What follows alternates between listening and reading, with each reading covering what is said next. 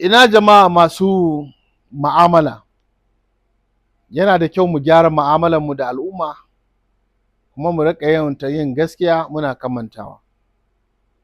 Saboda duk ɗan adam tara yake banda annabawa, amma mu ɗan adam tara muke ba mu cika 10 ba. Saboda haka mu riƙa yin mu'amala da mutane da dama. Wasu za ka samu rayuwarsu yana ƙarewa cikin wahala, yana ƙarewa cikin abin tausayi, yana ƙarewa cikin wahala da damuwoyi. To don Allah don annabi mu gyara mu'amalanmu, kar mu zo mu yi da na sani a rayuwarmu.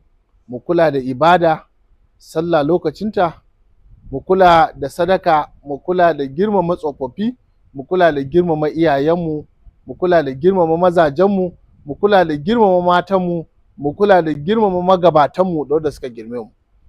Mu sani cewa duk mutumin da yau ka ɓata mishi rai, in dai bawan Allah ne, to ba za ka zauna lafiya ba, kar ma ya ce maka komai. Akwai wanda in ka taɓa shi, to ba kai ba ma danginka ma sai an shekara 40 ba a samu mutumin kirki ba. To saboda haka mu gyara mu'amalanmu. Shi yasa da dama za ka samu wani, za ka samu tun daga kan baban shi a tsiyance, 'ya'yan shi a tsiyance, jikoki a matsiyance, jikoki duk a tsiyance. To taɓa wani bawan Allah shi kaɗai sai ya shafa muku dukkan wannan damuwa. Haka kuma faranta wa bawan Allah ɗaya ya muku addu'a sai ka ga zuri'arku ta zama mai albarka.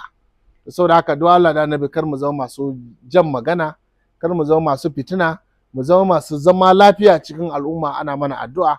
Allah ka datar da mu. Duk wanda ya sharing wannan, to Allah ya haɗa mu aljanna firdausi baki ɗaya. Assalamu alaikum wa rahmatullahi ta'ala wa barakatuh.